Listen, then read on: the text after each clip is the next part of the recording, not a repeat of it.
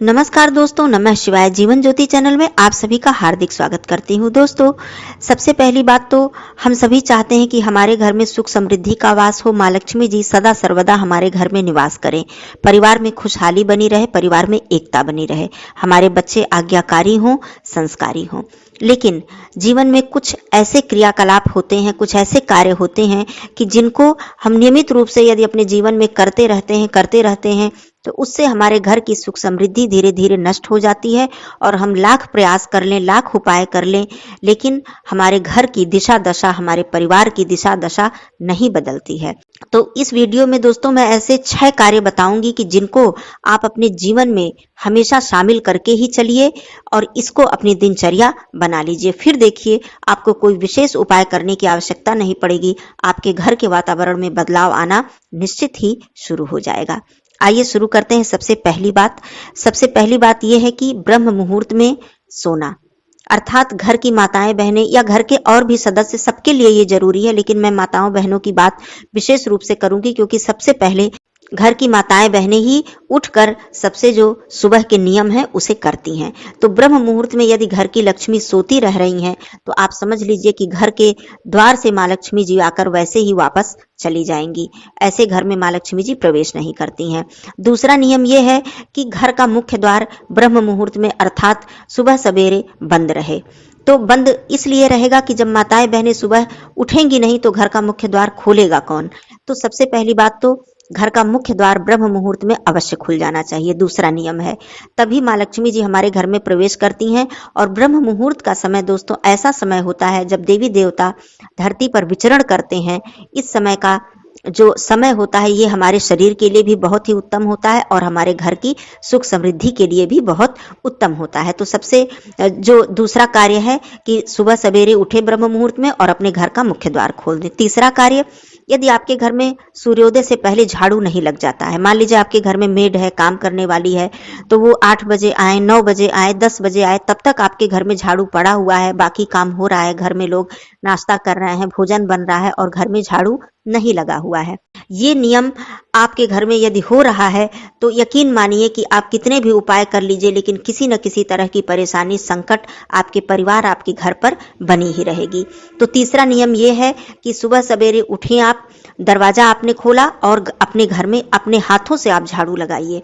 अपने घर के रसोई घर से शुरू कीजिए और बाहर मुख्य द्वार अर्थात दहलीज तक झाड़ू लगाते हुए कूड़े को बाहर ले जाकर डालिए। ये नियम जरूर अपनाकर आप अपने घर में चलिए और अपने जीवन में पूरी तरह से इसे शामिल कर लीजिए। चौथी बात मैं बताती हूँ कि जिसके घर में धूप दीप होने से पहले रसोई घर में जाकर भोजन बनना या नाश्ता बनना शुरू हो जाता है। कहने का अर्थ है जब देर से उठेंगे, सबसे जो कहा जाता है जो मुख्य विषय है वो सुबह उठना ही है, क्योंकि सुबह उठने से ही बाकी सारे जो नियम हैं वो पूरे हो पाएंगे, उसी से सब कुछ संबंधित है। तो देर से उठेंगे तो निश्चित रूप से पति और बच्चों को स्कूल जाना है, पति को ऑफिस जाना है, तो हमारे पास समय नहीं होगा। तो हम झाड़ू कब लगाएंगे, कब नहाएंगे, कब धूप दीप करेंगे, तो निश्चित रूप से टिफिन और भोजन और नाश्ता बनाने में लेट हो जाएगा। तो हमें बिना नहाए धोए ही, बिना धूप दीप किए ही हमें किचन का कार्य शुरू करना पड़ेगा। तो इसलिए मैं चौथा नियम ये बता रही हूँ कि धूप दीप घर में हुए बिना, पूजा हुए बिना, स्नान हुए बिना यदि घर में भोजन बनना प्रारंभ हो जाता है तो इससे माँ लक्ष्मी जी रुष्ट होती हैं और माँ अन्नपूर्णा भी नाराज होती हैं। घर की सुख समृद्धि पर बहुत ही बुरा असर पड़ता है। दोस्तों, 5वां नियम आप जान लीजिए कि जिसके घर में माताएं खुले बालों में पूजा करें या बालों को खोलकर सोती हैं या फिर सर को खुला हुआ रखकर पूजा करती हैं, तीनों ही चीजें बहुत जरूरी हैं। पहली बात तो पूजा करते समय अपने बालों को बांधिए और सर को आंचल या पल्लू या दुपट्टे से ढकिए। सोते समय भी ये नियम है कि कभी भी माताओं बहनों का, महिलाओं का बाल खुला हुआ नहीं होना चाहिए, बालों को बांध कर ही सोएं।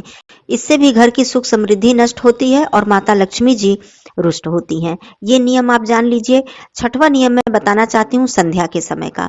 संध्या के समय का जो नियम होता है, सबसे पहली बात, गोधूली बेला में अपने घर का मुख्य द्वार खुला रखना चाहिए, इसे बंद नहीं रखना चाहिए।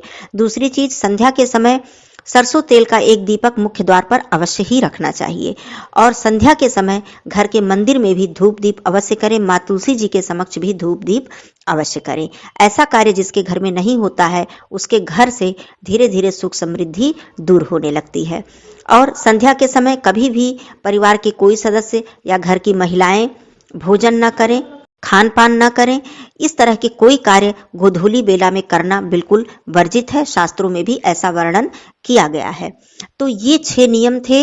यदि इन 6 नियमों को आप पूरी तरह से अपने जीवन में ढाल लेती हैं, अपना लेती हैं, तो निश्चित मानिए कि बहुत ज़्यादा उपाय करने की आपको आवश्यकता नहीं पड़ेगी। धीरे धीरे आपके घर में बदलाव आना शुरू हो जाएगा। आप इसको करके देखिए और फिर आप बताइए कि हाँ, निश्चित रूप से आपके जीवन में इससे बदलाव हुआ। दोस्तों, बातें यदि उपयोगी लगी हों तो एक लाइक जरूर कर दीजिएगा, चैनल को जरूर सब्सक्राइब कर लीजिएगा और फिर मिलती हूँ अगले वीडियो में। तब तक के लिए धन्यवाद। नमः शिवाय।